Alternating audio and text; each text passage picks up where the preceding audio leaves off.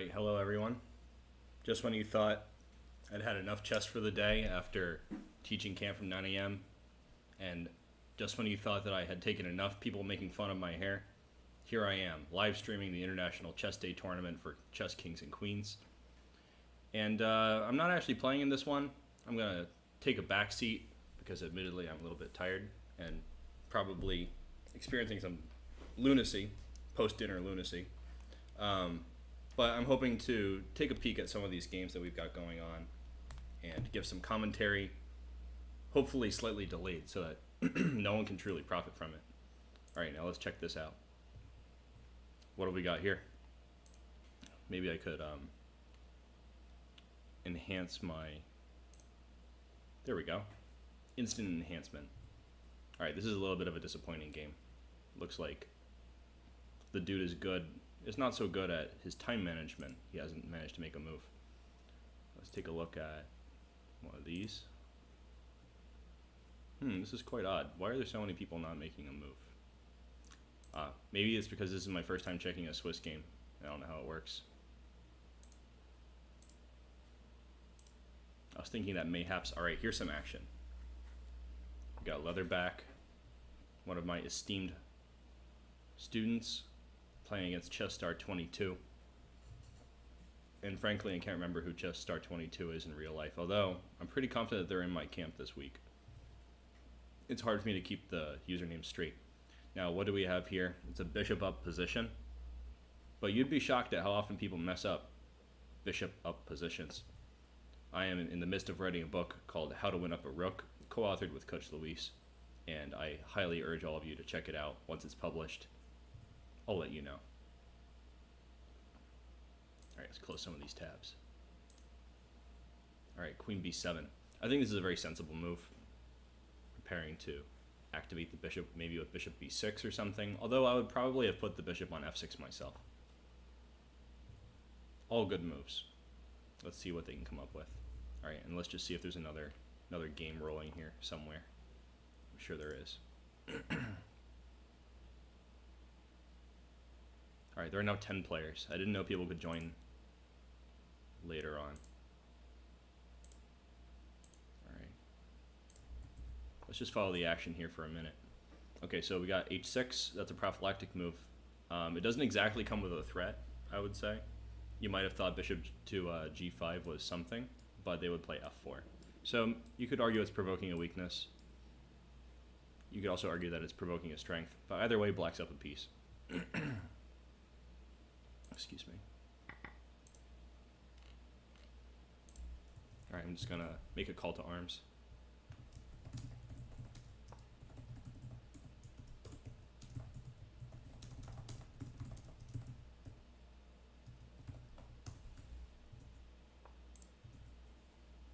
Okay, so the rooks are off. Theoretically, this should make black's task much easier, especially with many pawns.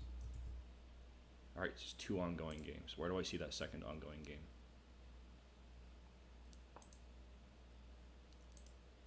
Leatherback and Chess Star are playing. Looks like Nishka's got a bye. Okay, there's only 1 ongoing game. So let's see how it comes down. I think black's risk in the position is basically gone. White has a lot to prove if they want to get, for example, a stalemate. That's probably what I would be playing for here. So advancing these pawns, while it makes the king look much less safe, it also makes sense to just get rid of them as quickly as you can. But you don't want to get rid of them in a way that makes it simple for your opponent. So the F2 pawn is hanging. You might think, okay, if I lose the F2 pawn, stalemate's easier, right? But I think it's probably better to resist. So this move, King G2, makes a lot of sense. Now, black is actually still winning after bishop takes F2. Not that I would play such a move, but still winning. Alright, bishop C5. Interesting move. It's kind of saying, I don't know what to do. Black's saying, I'm sorry, white is saying, what are you going to do? And looks like black is going to make a pass pawn. So this should wrap up pretty soon. And then we'll see round 2, and maybe there will be more spice to life.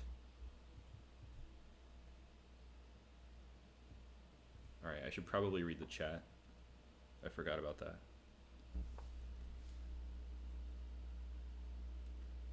Still don't know how to read the chat without showing it to everyone, since YouTube streams through the browser or something. Alright, let's find myself.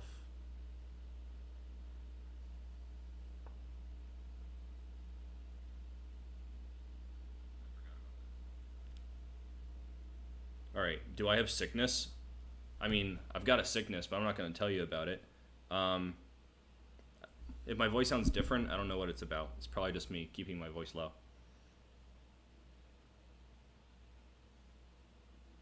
Alright, who here is pretending to be Coach Arun? You guys need to knock it off. That's impersonation of a Grandmaster. That's got to be illegal in at least 6 states.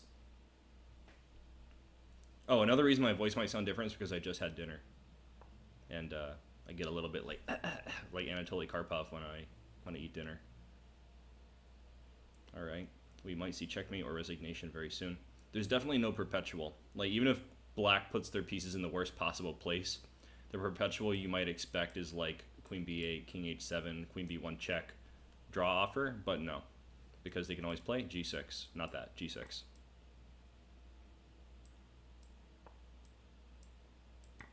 Alright. The massacre begins. The running of the pawns. You know, it'd be cool if actually a stalemate was possible in that position if white had no pawns. Like bishop d4 stalemate. That would have been pretty wild. Okay, I probably just misread the chat, so forgive me. I'm getting old and senile. Losing my mind. This was a good opportunity for the cutoff that I teach people in pawn 1. Actually, leatherback has white. I just realized. I thought the colors were the other way. So Chess Star has done a checkmate. Classy checkmate. Very nice. Let's see if round 2 pairings are up. I think there's a 1-minute gap in between. I don't know what's up with all these people who did not show up and play moves. This might turn out to be a shameful stream if people actually aren't there.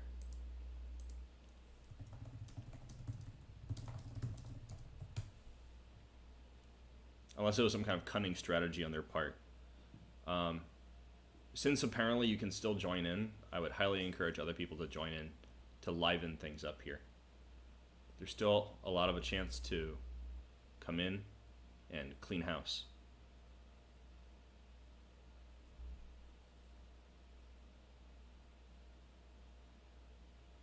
I think a few of you people zoned out a little bit during this round. Alright, next round is in 6 seconds. Let's see how it goes. I'm rooting for Coach John because he's such a nice guy. Never mind the fact that he would probably wipe the floor with every single person here just by dint of his chess skill. I just like the idea of him winning because I like John. Not that I don't like, for example, Vedant, who is constantly instigating me to stream. Okay, interesting. So we've got one of the most passive ways to play d4 ever. Especially now that a3 is on the board. But hey, that's chess. I think one of the downsides of playing a3 is that you can't play a4 later. In this kind of pawn structure, I'm pretty sure a minority attack is pretty common.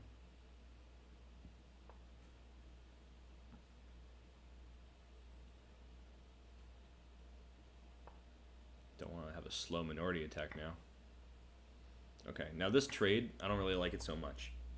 I especially don't like that they're playing so fast. Like, if the knight stayed on c3 and white played knight takes c3, this would only bolster white's center. So all that opportunity is gone. And now, black could capture in various ways, or maybe even not capture. So I'm going to hold off on commentating on that. And see if we can't take a peek at some other games in progress. The highest profile game, perhaps, would be the game with Vedant and Nishka. So I'm rooting for Nishka as the underdog, and because Nishka is so enthusiastic about chess. Nishka really makes things happen out there.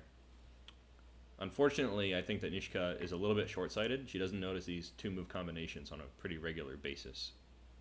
For example, this is going to be checkmate in just a couple of moves. So, the brutality of Vedant. How could you do that to poor innocent Nishka? Oh well. Such is life. Alright, let's see how Leatherback is doing. Looks like there's a bye for Leatherback.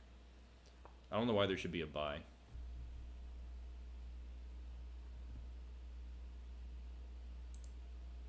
Alright, so Coach John, the main man. How's he faring against our serial number friend playing white. Okay, d-pawn looks a little loose. Black hasn't castled. Come on, Coach John. You teach kids to castle every day. Where's your decency? All right, he's got a lot of space, though. And as we are all aware, space is the final frontier. So you could say that he's already on the edge of winning just by having all this space. Now, which knight is a very nice question to ask yourself. And it looks like Coach John prefers to maybe retain his castling rights. If he had played knight f takes d5, bishop takes e7, I think knight takes e7 would be a little bit passive, and so it would behoove him to play king e7. That being said, the knights are a little bit passive in this kind of configuration where they're competing for squares. So he might end up with doubled pawns. Alright, let's see what's going on in this game. These guys are still playing at breakneck speed. The open H file turns out to be quite useful for black since they were able to castle safely on the queen side from the looks of it.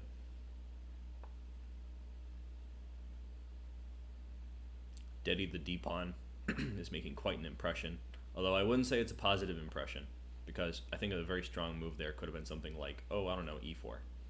Just a small thought there, a smidge of thinking. So black's king is like mildly under fire, but this bishop does a great job of shoring that all up. And these pawns are actually somewhat ironically in the way of maneuvers that could endanger the black king. Black's playing very slowly. I kind of thought e4 would be on the menu sooner than this. And here it comes. Alright, let's see how the action unfolds in just a moment. Alright, so Coach John, quick as you like, is still trying to figure out what to do about this attack, and so he's captured on c4. So some of his space advantage is going away because of the exchange of these pawns, and probably white's going to activate the bishop with bishop takes c4. But black retains solid position. Kingside majority, these bad boys over here, could be pretty useful. And meanwhile, I don't know if there's going to be much that white can do to take advantage of this queenside majority. Possible, always possible, but 4 versus 3, it's a big majority. Rook takes h2 is what happened in this game. I thought they would play bishop takes h2 with the tempo. But I still think black's chances are quite good.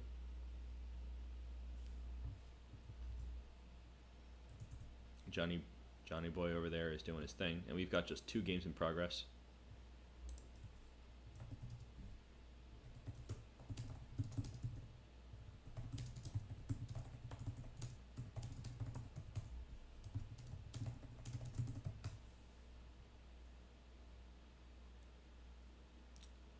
Alright, it looks like we actually have an odd number because of some people sitting out. So I think that it would be good if someone joined in. I know that we have some spectators here on YouTube. Feel free to actually join in. For example, Ohm. I think Ohm would be a good contribution to this tournament. I'm calling you out, Mr. Ohm. And after all the years that we were in class together, you better listen. Just kidding, no pressure. Alright, so black's pieces generally make a good impression here.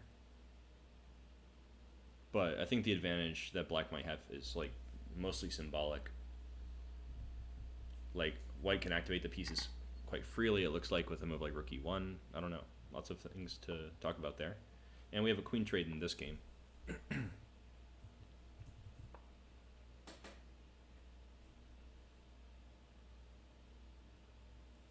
Alright.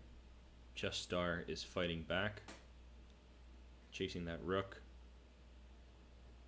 off on its merry way, and I think we're going to see some loss of material. Actually, here now I'm not sure who's going to lose material. I guess you could always deal with this threat to the knight in this way. Wow, that was a lot more material loss than I thought it would be. The pin on the c file turned out to be really critical here when the king used to be on c8.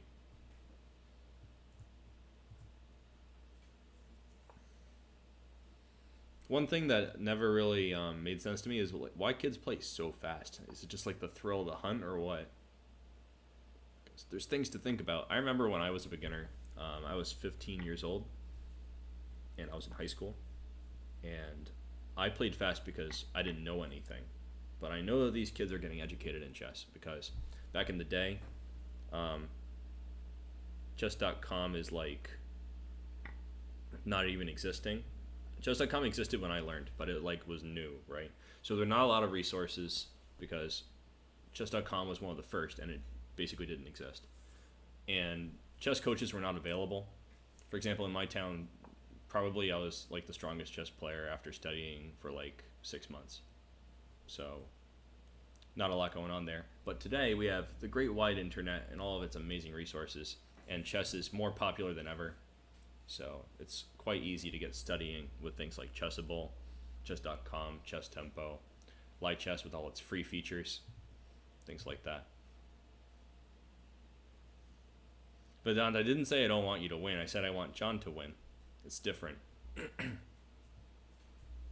And I also showered glowing praise on you. So if you missed that part, you can rewind this video later on. Okay, so looks like Black resigned in this game, and who can blame him? It's a hard knock life for us.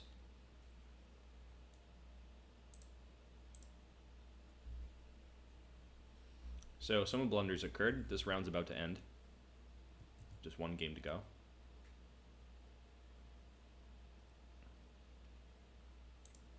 Alright, Chess Star is saying hi to me in someone else's game. That's funny.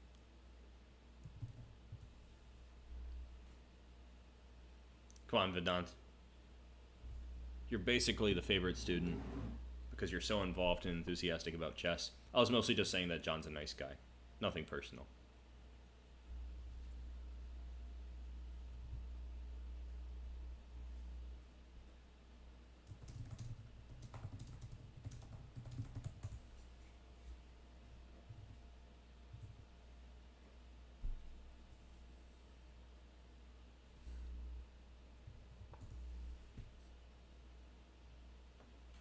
Now, this is frequently called putting the question to the bishop. We're saying, what are you gonna do, punk?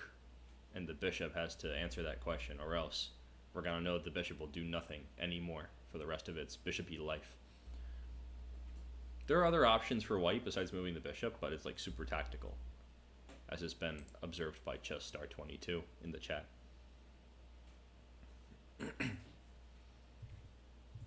Too bad it's not like a football game. We can't get a rousing chant going for Coach John.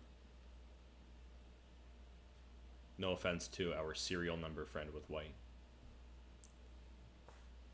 Serial number socket.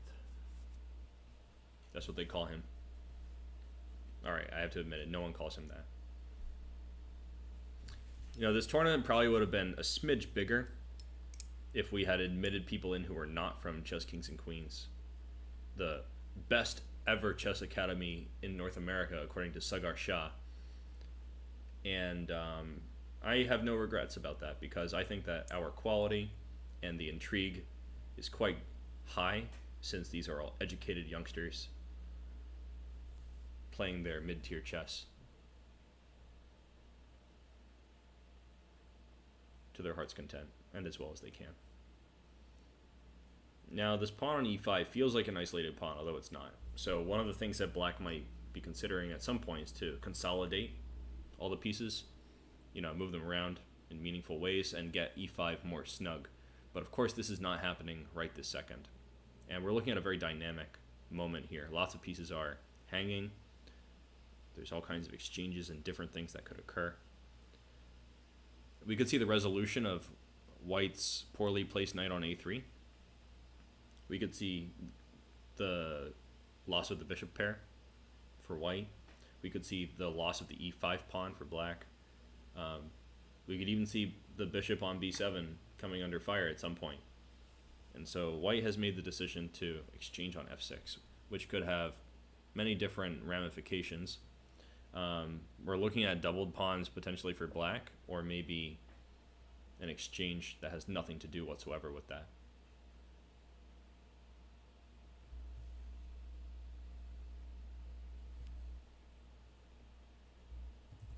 Let's see.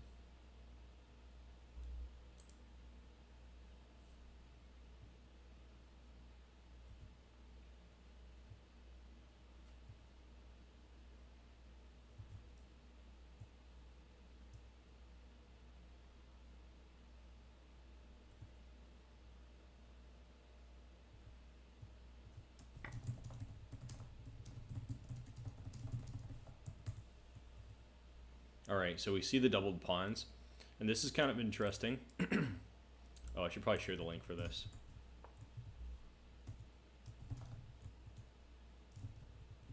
Alright, that was a big faux pas.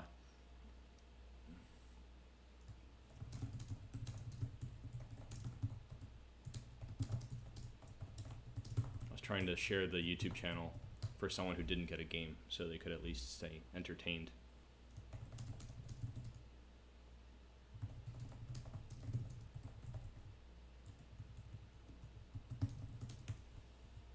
Alright, so let's see. So the pawn on e5 is bolstered, but the pawn on f6 and f7, they're not doing so hot. So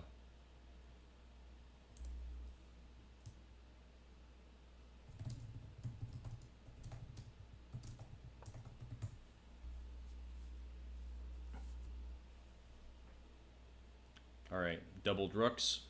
If there was a queen, we can make an Alekhine gun, but no such luck. So we're probably going to see a total liquidation of the rooks. It's interesting that black can't really hold their ground in any reasonable way with these rooks. However, there could even be a concession here for white, because we're going to have mutual control of files, D and C.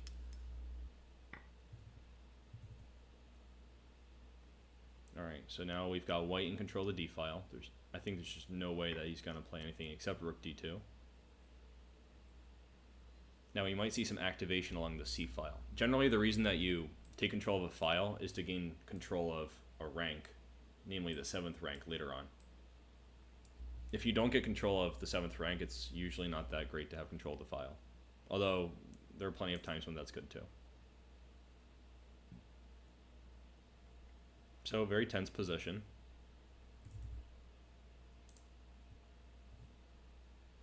I'm just checking for Nishka.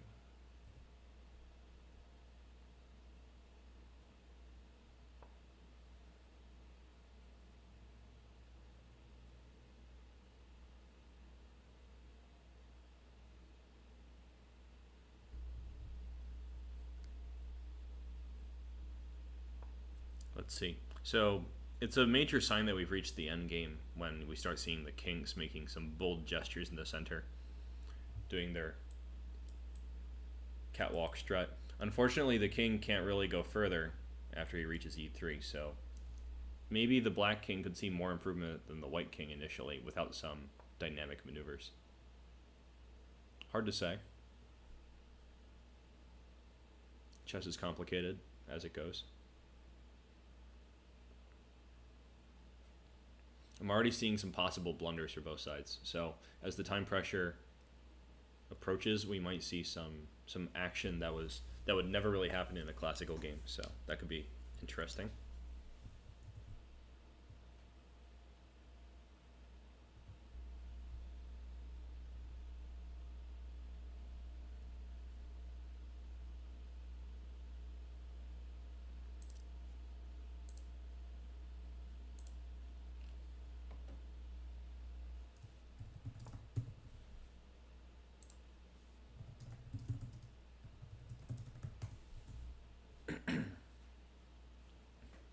Alright, so Coach John is prudently guarding his 7th rank. Maybe a little bit passive, hard to say if that was really necessary. But hey, it passes the turn. And one of the issues with it being your turn is you have to decide what to play.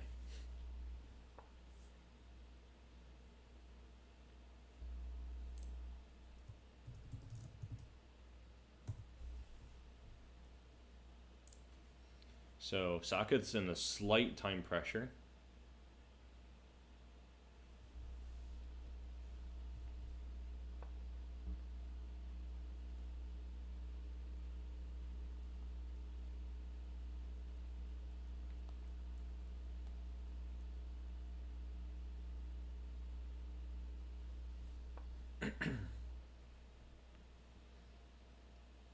Alright, so here's an interesting moment. The double pawn turns out to give the potential for a pass pawn. Not entirely unexpected. There have been some historical famous games where such things happened, even in classical antiquity. Like the France versus England match in the 1800s. There was a famous game where they had 3 pawns promoting on the 7th rank, and resignation occurred at that very moment. John is relying, it seems, on his immortal technique, which is in the flavor of our reigning world champion Magnus Carlsen. You could even say that Coach John is Magnus Carlsen. Alright, maybe that's an exaggeration, but have you ever seen them in the same room? Alright, Vedant is asking if we will have a stream on Thursday. I am not utterly convinced that I should stream on Thursday since I'm moving. There's an interesting moment here for counterplay that I should just mention. This is now a pin on the bishop. So did Coach John plan it all? I think he did. I thought rook e4 was a very interesting move because the king would be forced onto g3. Something like that.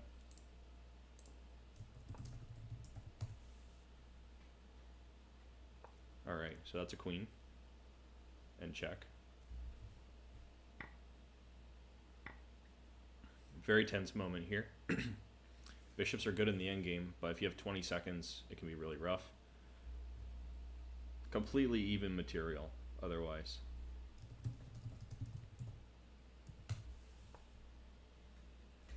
So this knight is luckily sheltering f7. So I kind of had the idea that black will just maintain the knight on that square in order to not lose f7. And this could secure white enough counterplay for a draw, but given the time situation, it's really rough.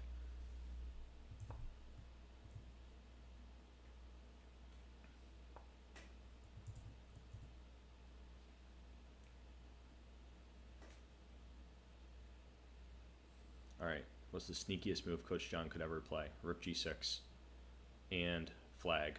Alright, so we have 1 minute to the next round.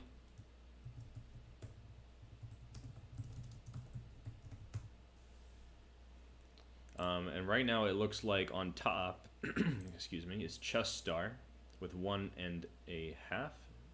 Oh, that's his tiebreak score. So right now it's a tie for 2 between Chess Star, Coach John, and Vedant. And anyone could really catch us. We're only going into round 3 out of 5.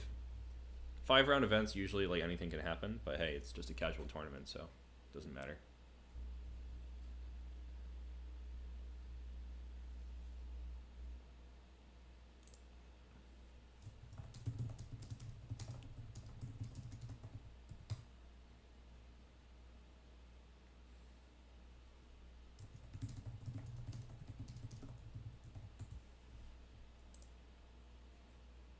Alright, so Yeatermaster is wondering what is Coach John's rating. He has a provisional rating on this website right now, but he's about a 2,000 player if I understand rightly. Alright, so let's get into it. Maybe we could see how Nishka is faring. Nishka is playing against Leatherback, also known as Imola. And we're seeing a French defense, which is not that common around this rating bracket, so we might see some interesting deviations from theory, perhaps. Knight c3 is already a little bit like not guaranteed to be good. But hey, developing your pieces in castling is certainly better than some people do. c5 looks a little premature. I thought maybe bishop b4 was good. Bishop b4 would have a lot of synergy with this knight f6 move. Put some pressure on this pin. But here we have a position that's like really complicated because black gained a tempo with this bishop capture. White spent 2 moves to take on c5. The bishop came out in 1 shot, so black gained an extra move, but this pawn is a weakness long term. Let's see if we can't sneak up on these other games. Alright, we got Coach John against Chess Star. And Coach John is playing what looks like the Slav. Interesting. Up a pawn, but it's a weak pawn on c4. Let's see what we've got from Vedant. Cervedu has black, and this position kind of smacks of like it's a Sicilian, almost certainly. It looks like a Sveshnikov where after e5, white plays knight from d4 to c6, taking the knight on c6. And here Vedant, it appears that he's going for the endgame. He's trying to double up white's pawns, maybe. I find it hard to imagine that he could back down after making bishop c3. Okay, but he's also accepting doubled pawns, so it's a very interesting transition. A lot of doubled pawns today so far. Let's see, we have 3 games in progress. All right, so we can rotate amongst these. All right, so Coach John is playing knight d5. Not castling, not developing his other knight. Aiming mayhaps for the b4 square. And if he was permitted to land right there, probably he could support this c-pawn pretty nicely. But now it's looking a little bit peckish, the c-pawn. Knight d5 also obstructs this bishop's view of the rook, so he could be preparing b5. Knight e4 looks like a thematic move, but honestly I don't know any theory. Oh wait, Coach John has white pieces, so Chess Star is playing the Slav, but freely giving that c-pawn. So white just has like a tempo up version of another position. Alright, so the twin guns, these bishops might be called, pointing at the white king.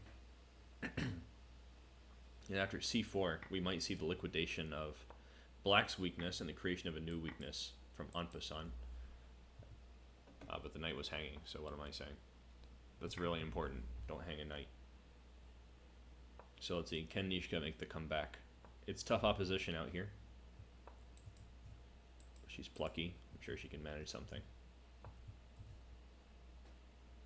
Alright, we've already got the endgame, Vedant against serial number Saket.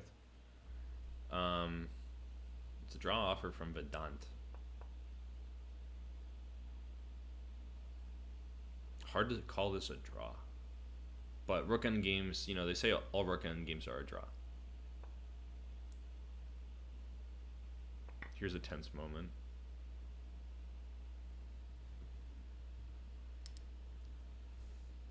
I have no doubt that the serial number player will ascertain the problem. Alright, good. If he played king e4, it looks like f5 is mate. So, dodged a bullet there. Chess Star is playing very slowly. And Coach John is merciless.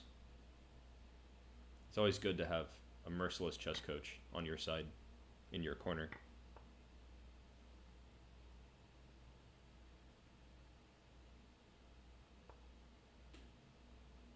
Vedant, I might have said that. Why?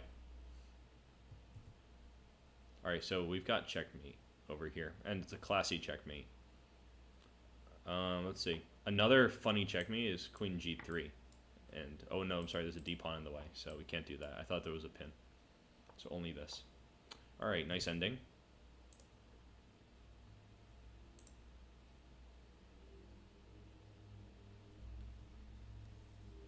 Coach John with lots of pressure here. Or as Karsten Muller says, pressure. That's what they call it. We might see yet another game with doubled pawns. Let's see how Vedant is hanging out here. I left some arrows in the way. Don't mind those. Lots of pawns are coming off the board. Vedant, I didn't know that. I'm sorry.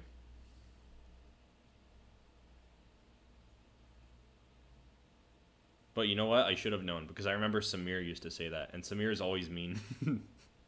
So, sorry about that.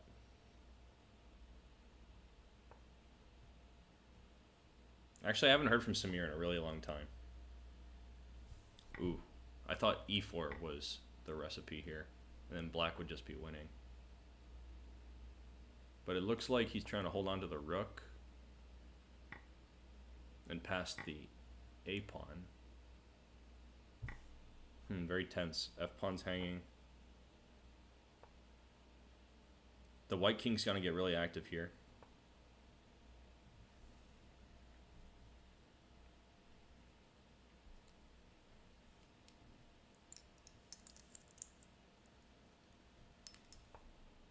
Yeah, king d4, active counterplay. So we might not even see the promotion of a black pawn here. King e5, and suddenly white could have some edge. The d pawn is coming in hot. I think it's just too many wasted moves with this rook. Like, in the last few moves, the rook's just going like up and down, up and down. He had to really get something going here. Maybe something more intelligent. Well, I don't mean to say that anyone's moves are unintelligent, but that after king e6 and king f7, which I guess makes sense if you don't want to lose the pawn. Here, we could probably have gone for something like rook a5. Or, yeah, I think just rook a5, something like that. Just don't let the king in. But instead, we have a position like this, where white's pawn just unnecessarily is like really close to promotion. I don't know what a6 does. Really looking like a tough spot for Vedant. And Saket is quite strong. He's in my class for a long time, so I think he can convert this position. Let's see how Coach John's doing.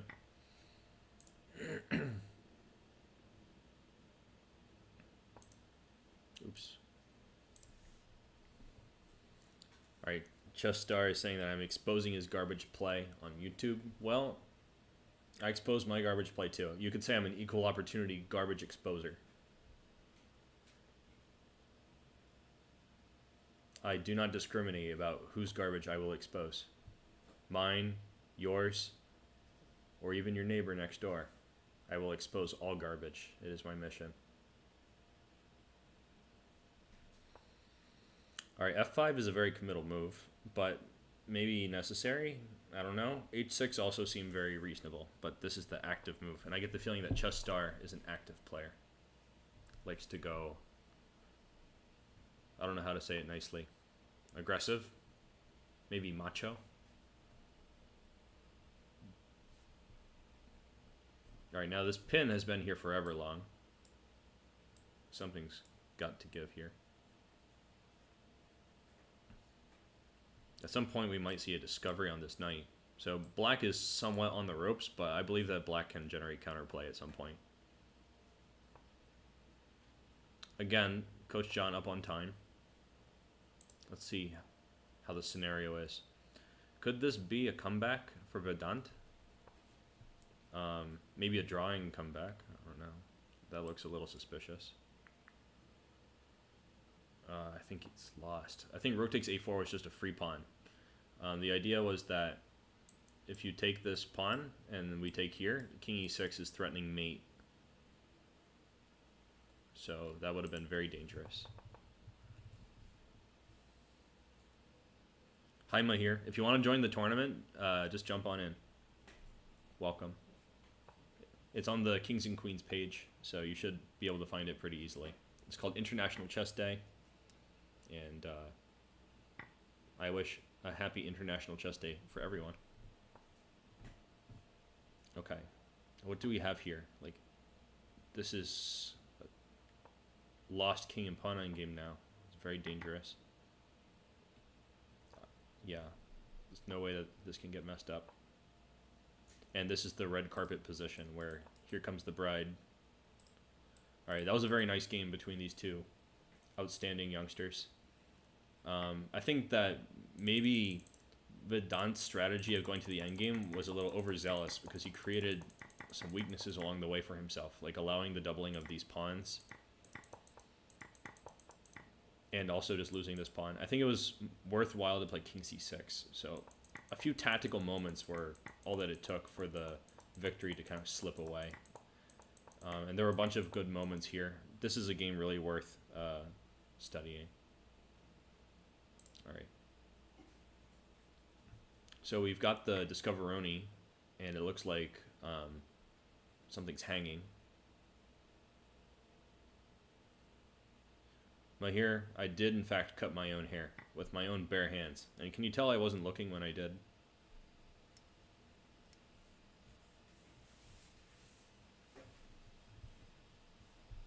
I have to admit, I can't cut with my bare hands. My hands aren't that rough.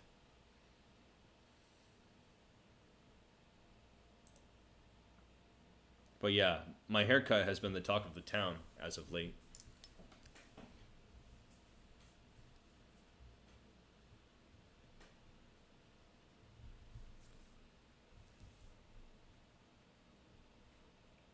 And I clearly didn't do anything to look better after teaching before streaming this. It was kind of impromptu. Vedant shouted out into the chasm and said, "Are you going to stream our tournament?" And I was like, you know what? I better stream the tournament. Alright, Yeatermaster claims to also have an at-home haircut. Yeah, I think that's the wave these days. If anyone's hating on anyone's haircut, that's just hypocritical. If you want to go out in the coronavirus and get a haircut, go right ahead. It's just not a good idea. See, we of the unfortunate haircuts are the intelligent ones. Saving money, not getting infected with coronavirus, and we can still see. Our hair's not down here. So I think it's just a win-win-win.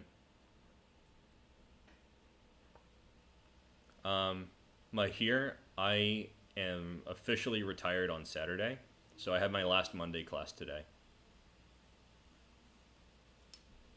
So you could say that I'm maybe like 1/7 retired, or 1/6 retired, depending on how you slice it.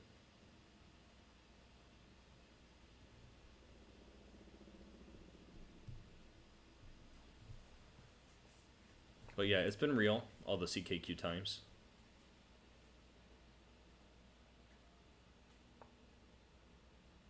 Alright, black is continuing to play actively. I think maybe the issue for Chesstar is that they're just playing actively at all costs all the time and creating weaknesses that can be exploited by such champion players as Coach John.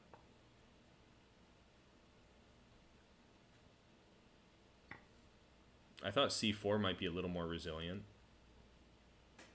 But who can blame him? This feels more active.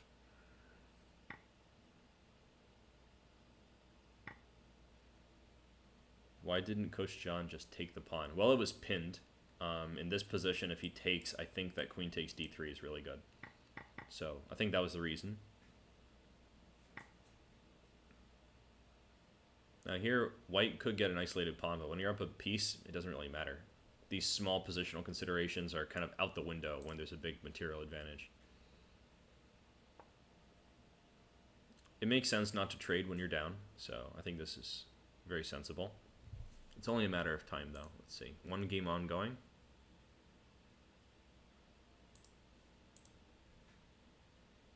Alright, my hero's asking why not take the pawn before. Here, let's see. I see 3 defenders, 1, 2, 3 attackers. It would be a blunder to take the pawn here. Here he took a free piece, so I'm not sure where you meant, my here. Where we could take a free pawn.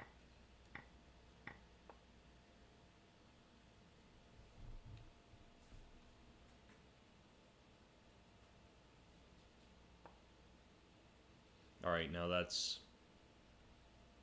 game pretty much.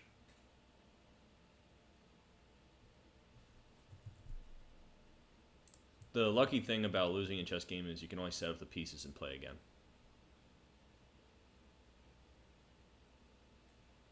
Unfortunately, as far as we know, in life you can't do that.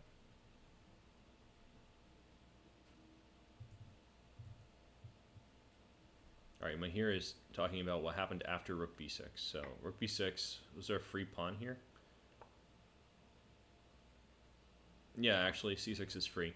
But there's no reason not to... Actually, yeah, if you take it, you get back rank checkmated. Trade, trade, trade, and then there's a big nasty fat check at the end. So I think that's why he played g3. Okay. So Chesstar is kind of admitting that queen trade has to happen. Should be fairly routine from here.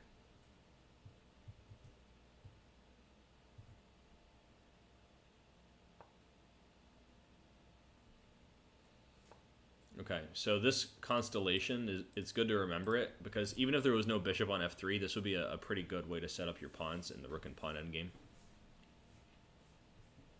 It's just pretty stable, stops a lot of counterplay, and this is pretty nice too, because g5 is met by en passant, and the h6 pawn is weak long term. Good technique here. And up on time as usual. Coach John is a beast.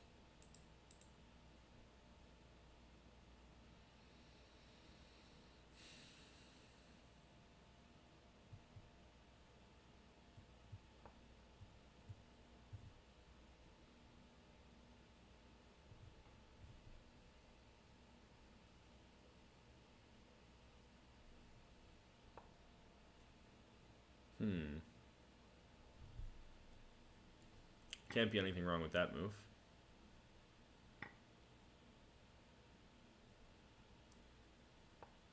I thought rook g5 was going to come up, but then king f3 is just too simple. But I don't think e5 is much better. We could see a checkmate here, actually. Like, I was thinking that maybe they should just support this e6 pawn somehow. I thought John would play bishop e6, actually. That would have been a very interesting moment. Because after bishop e6, I thought king f7, rook b8, threatening bishop g8, leading to checkmate. It looked very strong. Ah, that's too bad. Free rook. Maybe stalemate? No, there's too many pawns. Never gonna give you up. It's a massacre.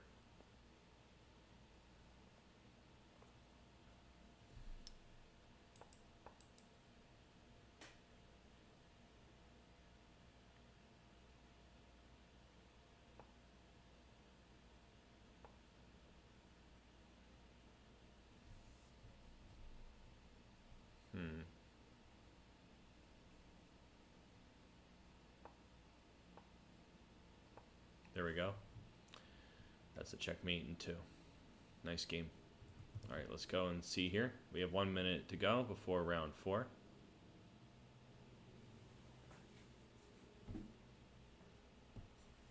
Good games all around so far. And in lead we have Coach John with 3. Chess Star has 2. And it's a big tie for second right now. We got 4 players on 2. Nishka's on 1. So Grandmasters was asking about the end game in his game with Vedant. So let's just check that quickly. There's a lot going on. That's kind of why I skipped over it. Because, like, coming in,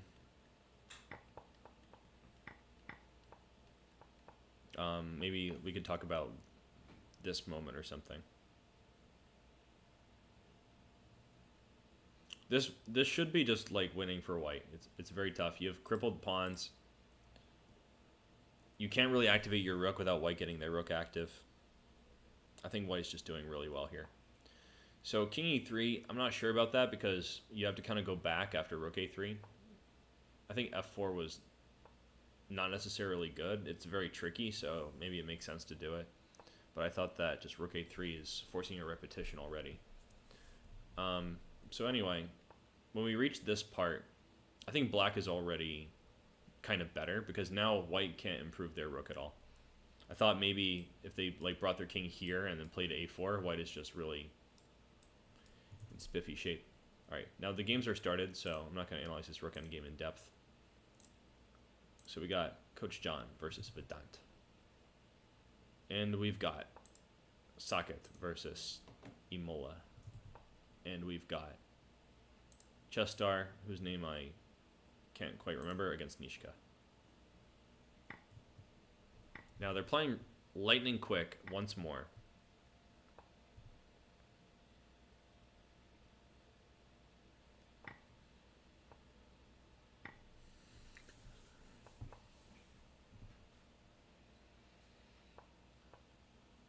It's interesting how this bishop on d5 is like low-key a little bit trapped.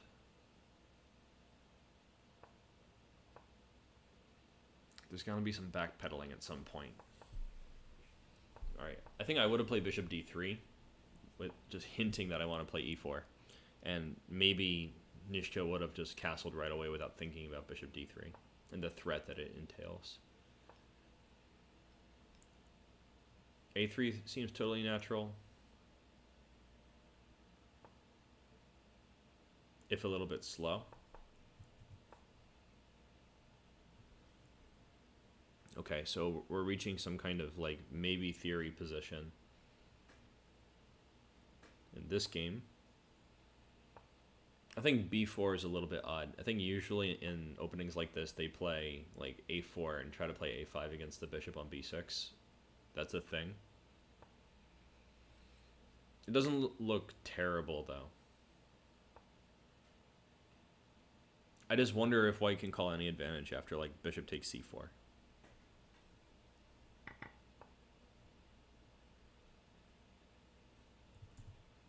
Okay, we're also like almost reaching an endgame here with Vedant against Coach John. And white's up a pawn. Vedant with white.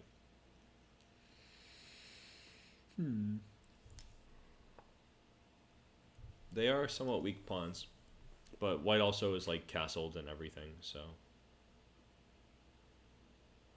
could be something to that extra pawn at some point.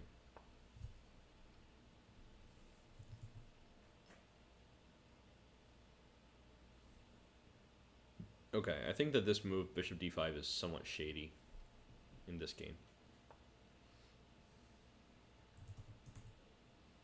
By the way, this is round 4 out of 5, I believe. I don't think it's 5 out of 5, but then again, I can't count. I'm not famous for my counting skills.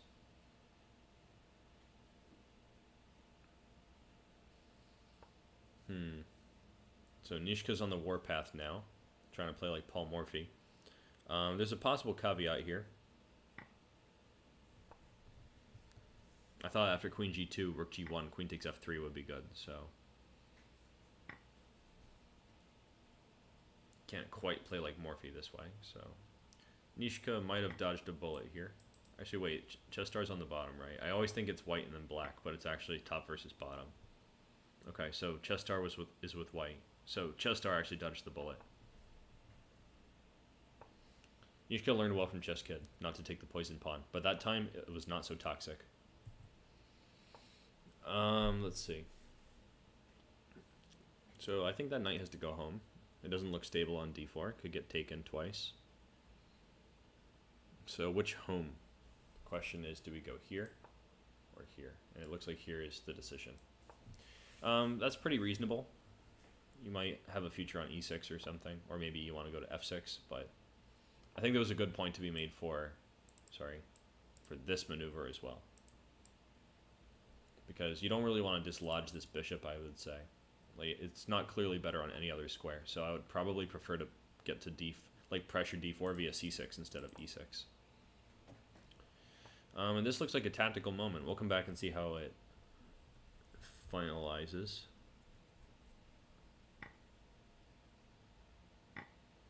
Vedant offering a draw.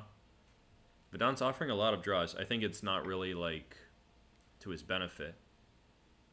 It seems a little problematic.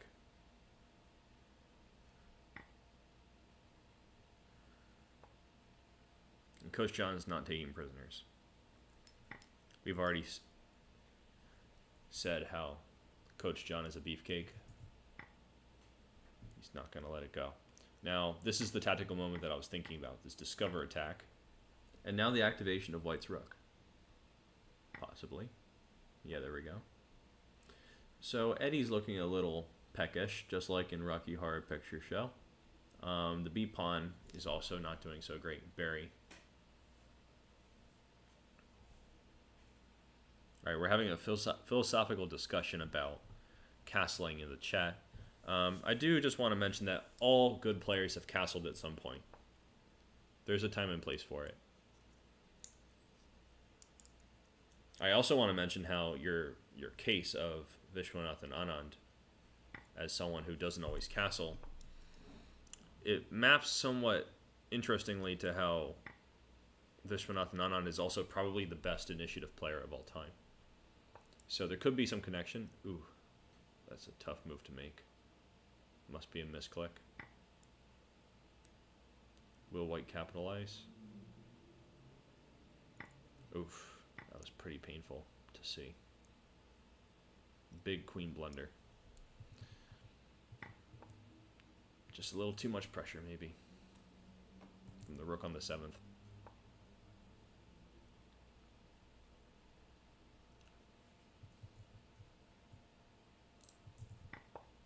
Okay, so they're still playing fast as lightning over here. They're really kung fu fighting.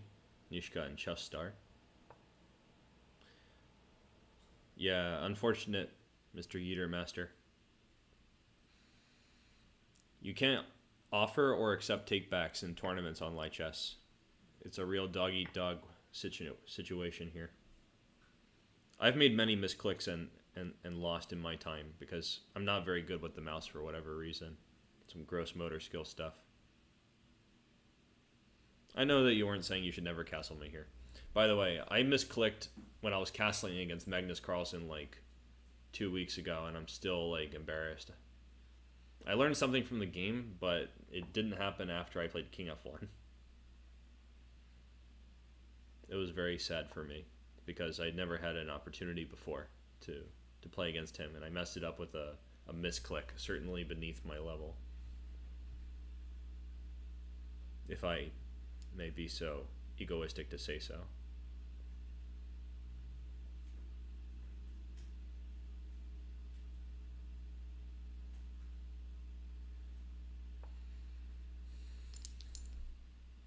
Alright, so Chestar has an insidious threat, and Nishka seems to be deep in thought. So let's see how she mitigates the situation.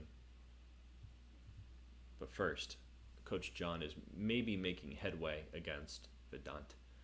Or is he? Because it looks like there could be some tricks. I don't know. It's not that tricky. Rook takes d4 is on the menu.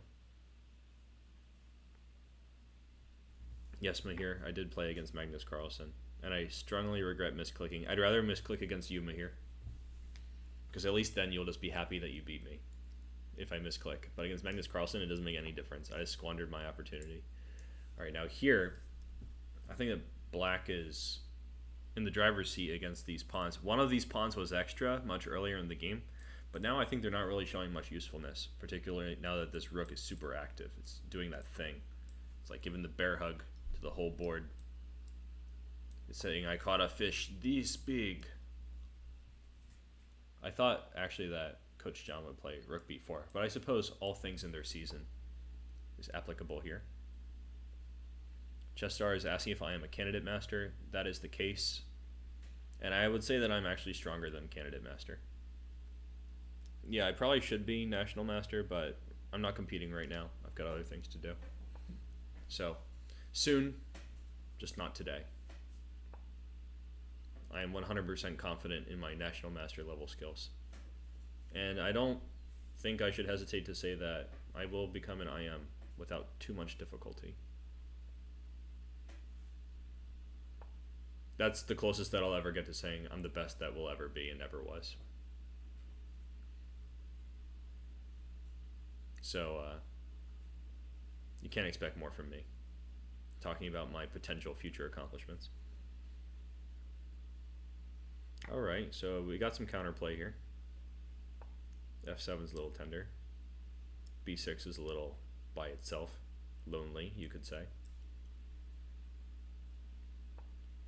Rook F8 is basically forced, because if he plays like Rook B2, then Rook takes F7 will lead to the classic either a repetition or some blind swine type checkmate. Alright, there goes Barry, but both Barrys.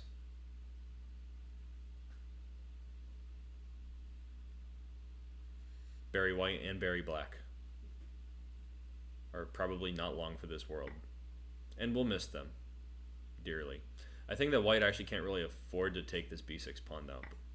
I mean, maybe he can try to draw on technique 4 versus 3 on the same side, but it's going to be very, very tricky to do so.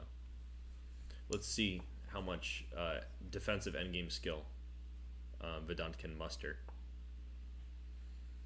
Now, the first step of putting your rook on the 7th rank, I don't think it's unadvisable. I think it makes a lot of sense. However, 2 can play this game.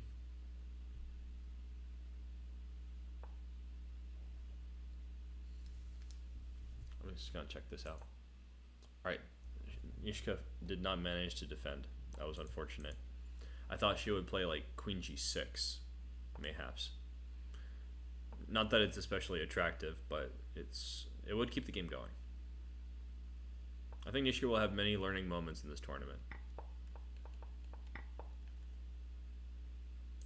A lot of good things to check out.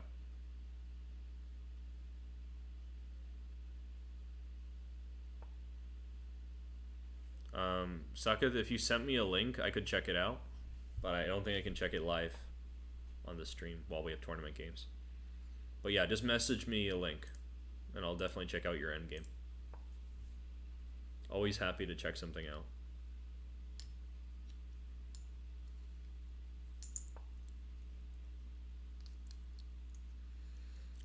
Now, I am not sure about this liquidation. Seems a little suspect. Especially since it's not forced.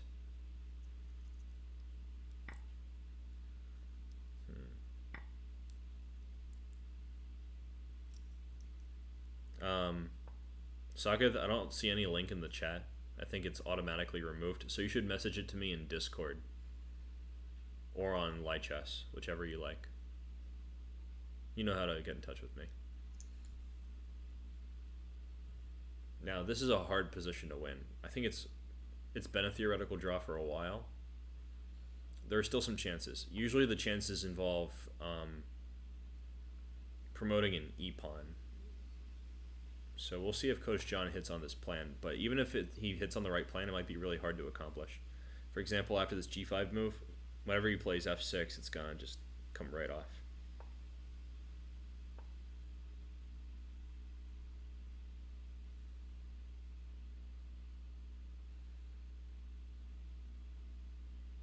It's possible this is already a draw.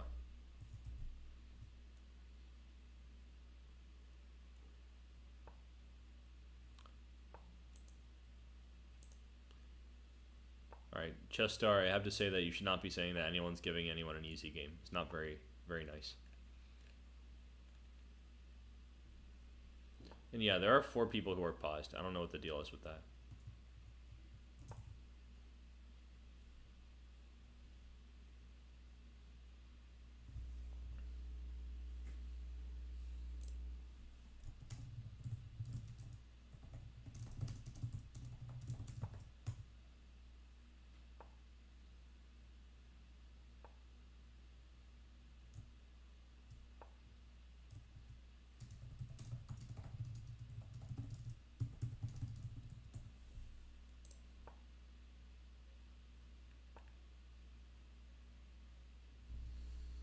Wow, I looked down at my phone to see what you guys said in the chat, and suddenly there's signs of life. I'm not sure.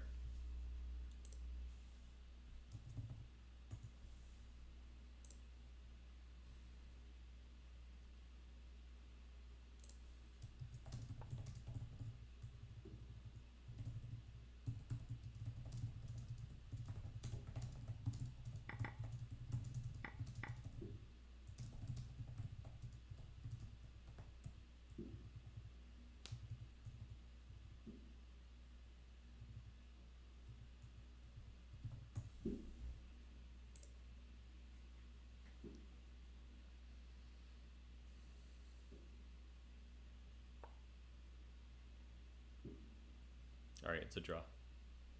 We'll see what happens. But playing out the draw, I think, is a really good thing to do. I think it's better not to shake hands prematurely, especially if you're online. You can't reinforce your technique too many times. And you never know when someone has to learn it.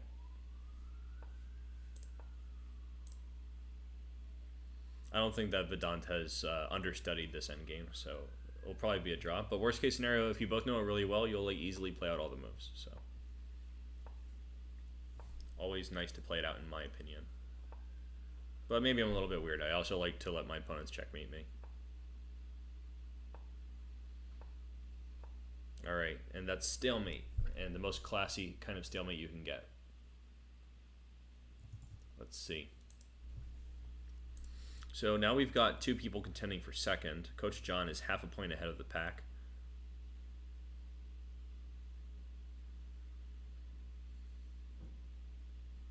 Vedant seems happy that he drew Coach John. That's nice.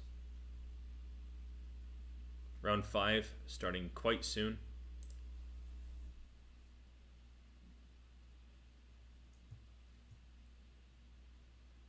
Vedant said he drew against 1800. No, Coach John is like 2000, so Vedant, you did quite well.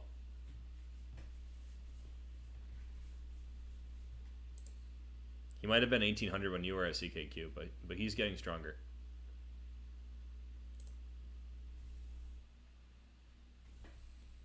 Alright, we've got 5 seconds until round 5, the final round.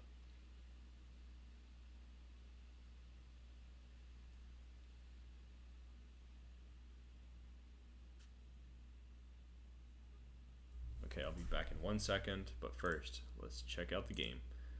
The final.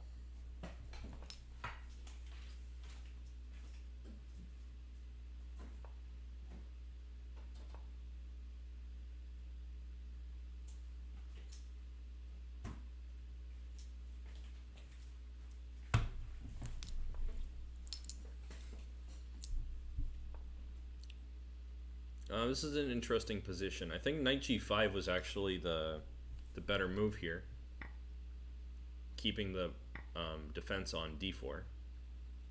But you can't say it's not interesting. Maybe it's theory and I just don't know. I'm not really good with this English stuff, as evidenced by my English opening match recently. It went rather poorly. Let's see, what have we got here? Very interesting kind of position. How will white develop the pieces? G3 seems quite logical. It's an Englishy kind of way to play the game. And the fact that the d file is open, I think it favors white slightly more in the short term.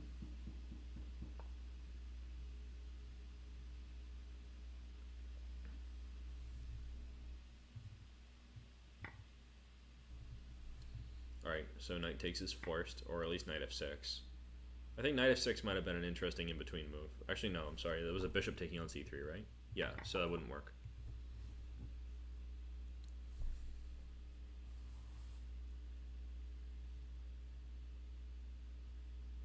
Mahir is saying that he likes playing the English, but he hates being against it when I play the English. Well, that's flattering, because it means that I'm not completely garbage in the English.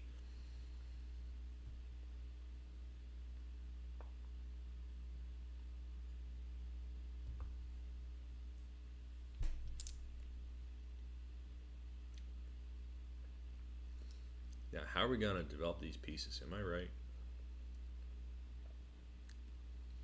You know what, maybe I should simul, like, next week or something. Maybe I'll simul on Thursday. I haven't done a simul for you guys in a long time.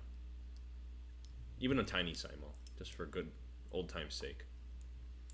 I'm probably going to play really badly, though, if I do a simul. After weeks of camp and everything.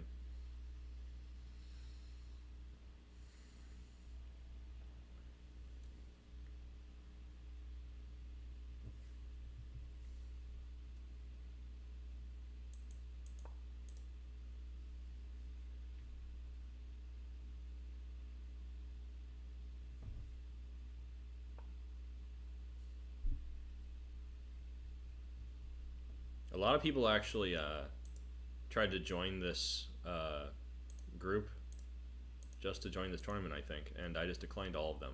So, haha. Alright. I think I lapsed a little bit. I should probably check this out. Wow, an endgame already? I think Vedant should maybe just like be a little more careful about his transitions to the endgame. But being up a pawn is hard to argue with. I think after bishop b5, I might have just like captured it. I'm not sure if that's good, but this can't be so bad either. I think that trade was good.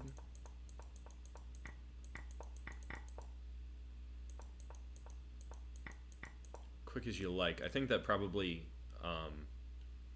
bishop takes d4 was not good. And it's a draw. Another draw. Interesting. Such a fast draw. I didn't even have time to like really see what happened here.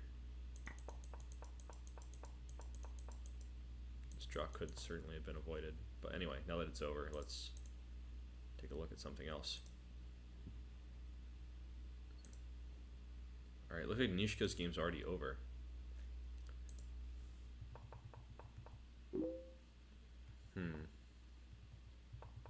Nishiko is kind of probably going for this this trap that could happen with like a bishop on g4. Usually when people play with like h6 here, this makes sense, but unfortunately knight c6 is an active move, so you can never really get the like legal mate trap that people go for. Alright, g4 is a really big blunder. You can't go around moving the pawns in front of your king like this. That's how you get checkmated, and that's exactly how it happened. Alright, so it's coming down to Coach John against Leatherback.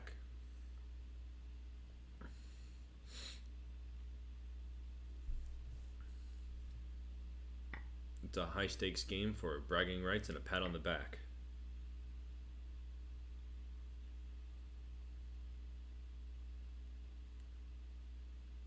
Coach John with the white piece is threatening queen c7.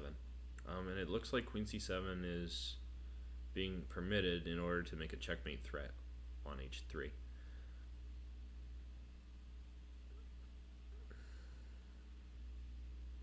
Interesting decision. I think maybe white will be forced to make some kind of dynamic concession. Alright, Mahir's asking, why do Grandmasters play the King's Indian attack with white? I'm guessing. I don't really see a lot of GMs playing King's Indian attack, honestly. I'm not sure that they really do it so much, but if it's equal, they'll play it. Everything's equal these days.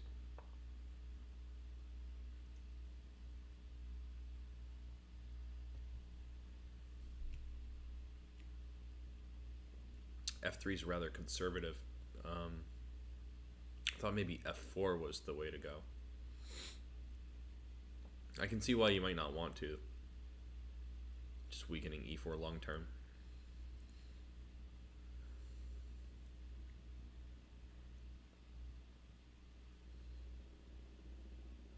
I don't think anyone plays an opening just to surprise people. I mean, everyone would be surprised if you played Scholar's Mate, but they'd be like happily surprised, you know? So I think that there has to be some utility in your opening choices.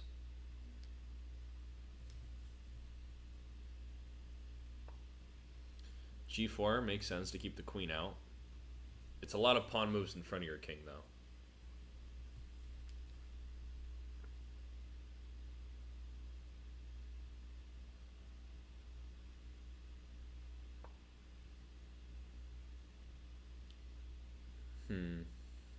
So this is kind of letting the pressure off. I'm wondering where the pressure is going to crop up next. Knight c5, just like an outposty knight. Could be good. I don't think white would want to go after this b pawn because it'd be really hard to win it without getting like pinned and abused. h4 is very ambitious. I think Coach John's king is going to be rather drafty.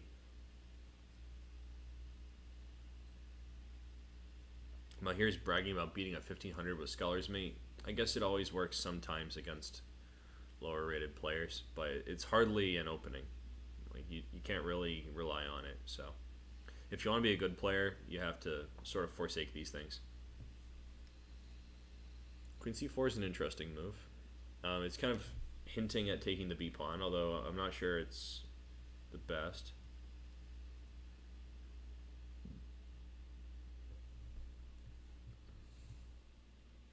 Mahir claims that his highest win in Rapid is against a candidate master, and I'm just wondering if you mean online or over the board, because there is a substantial difference in the level of play over the board compared to online.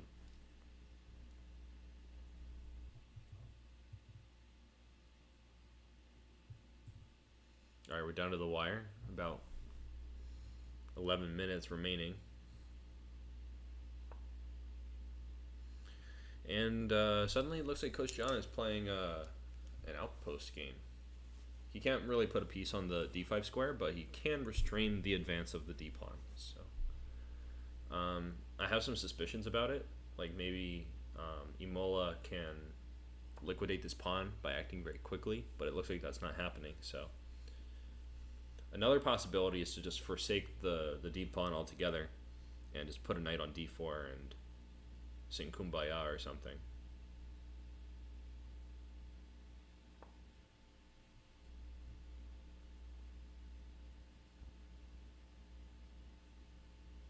What's up, Taran? Good to see you in the chat. We're just doing an international chess day tournament, and we're about to finish the final round.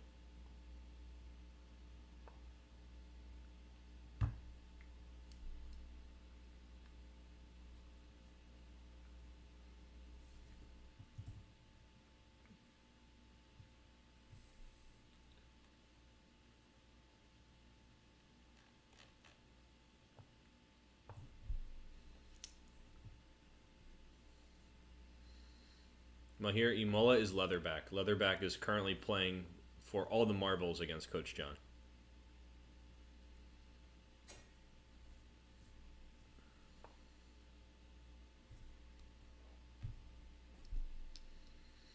and playing quite actively with black. They say black is okay. I think black is more than okay.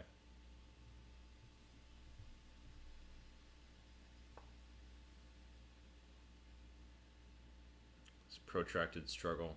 We've got bishop takes c5 on tap.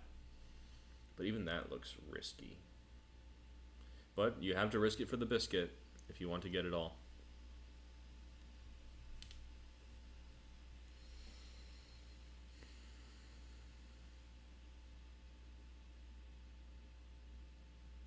We might see a doubling on the d file, or maybe just outright capture.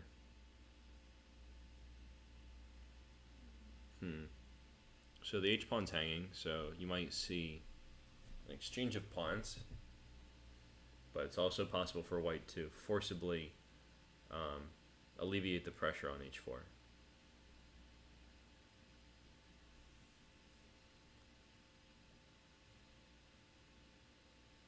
It's a very level game, though, so far. It's just that white has a nagging edge,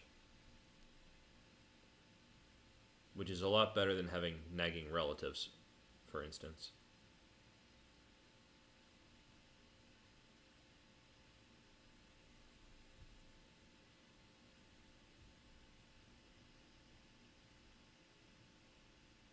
Alright, what's it gonna be? So it could be something like h5. It could be something like... Alright, so it's h5. I think that makes a lot of sense. So I was thinking maybe that Imola was planning on advancing with the knight, but this could be ill-advisable. Ill-advised, I mean.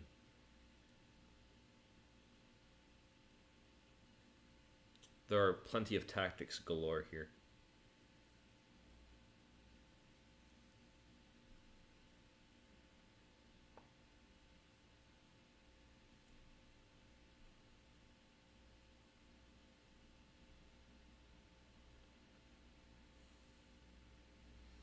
Depending on where this king goes, there could be some kind of interesting details involving the vacation of the light squares if the queen ever captures on c5. So it's still a tense struggle, and for once, Coach John is not in an advantageous position time-wise.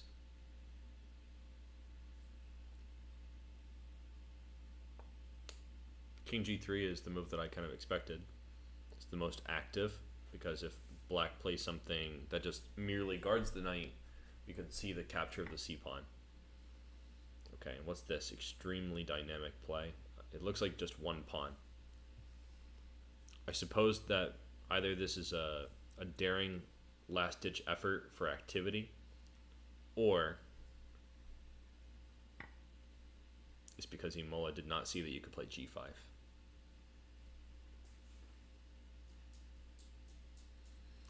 Sometimes sacrificing a whole piece like this is a very good practical effort. But in this case, I think it just means that everything is going to fold like a house of cards. But you don't know until it's over.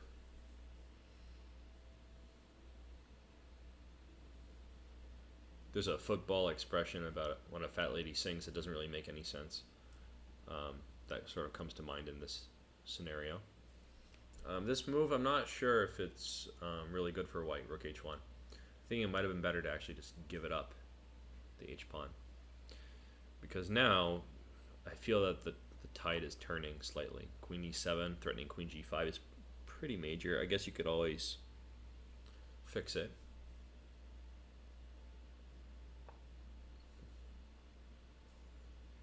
That's exactly how I thought that fixing it would look.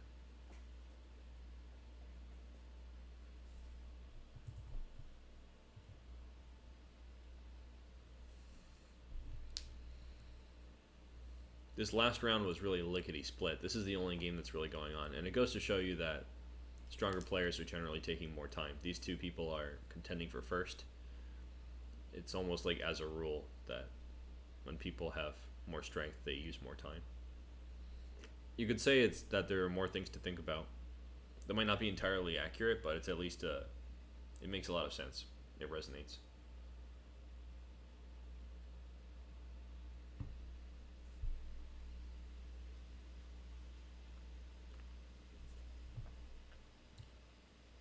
Let's see. Coach John, I believe, is undefeated. Yeah, 1 draw in the previous round, undefeated. And bishop f4 is a quite good move. It's essentially a double attack. And it's pretty weird to do double attacks with a bishop, in my opinion. Because bishops have such a range that they're almost always attacking something already. So it's like, if you wanted to take it, you would just take it. But this is a good example because it's also like a Svish-Sug kind of double attack. Could not just take the rook in one move because of the check. And here we are. Oh, that's kind of shocking. I wonder why not take the rook. I guess because it's trapped. Just keep applying pressure directly to the forehead.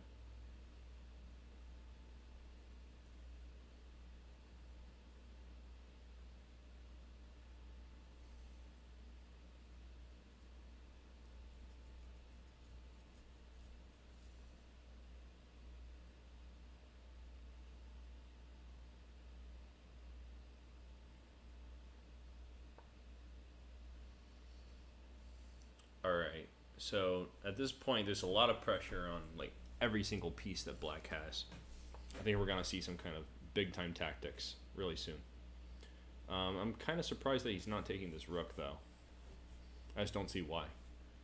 I guess here he can also afford not to, because after rook f6 there's bishop g5, but it also looks like unnecessary loss of an extra pawn. Maybe not actually, because it would be a whole rook on d8 that's getting captured. I guess it's just precise chess.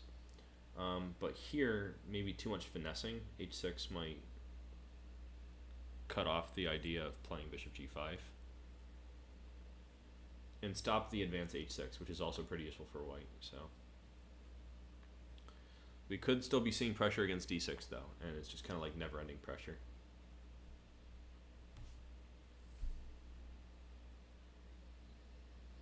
I thought the move would have been rook hd1 here, but it looks like this is bearing fruit because it's pretty weird to play g5. I think this hands the advantage 100% over to white. Not that white was lacking any advantage being up a piece, but now it's like the king side's also falling down. It becomes strategically somewhat simple to play. Like here, I believe white is even winning an extra pawn, even after pawn takes g6. Yeah, this is a pretty solid game.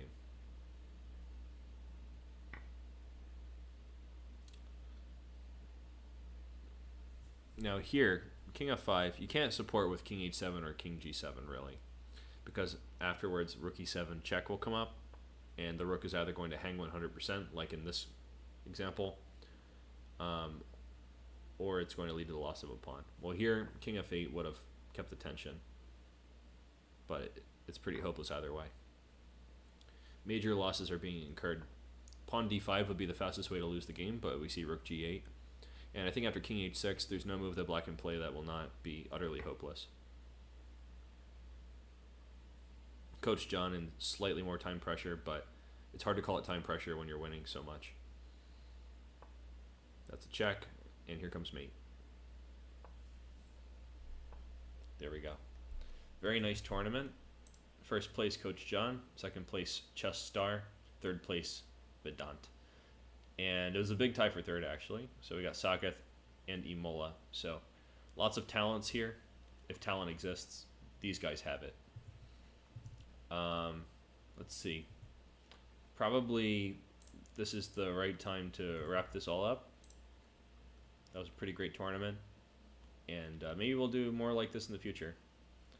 I think that some people would have preferred an arena. There might have been a little more action, but the traditional Swiss is pretty nice. Yeah, Coach John is admitting that everyone's pretty tough out here, and I have to agree. We've got a lot of tough nails, kids. Tough as nails, I mean. Not that your nails are tough. You know, you guys are tough, not the nails. All right. So I think that probably this is where I'm going to turn in. And thank you guys all for watching.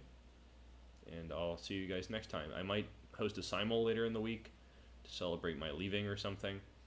But I'm not sure. It depends on how tired I am. Alright, so if you like it and you're not subscribed, please subscribe. I really appreciate all the support that you guys give. And anytime you comment on anything in my video, I will respond to it with the best analysis that I can. All right, guys. So, see you around.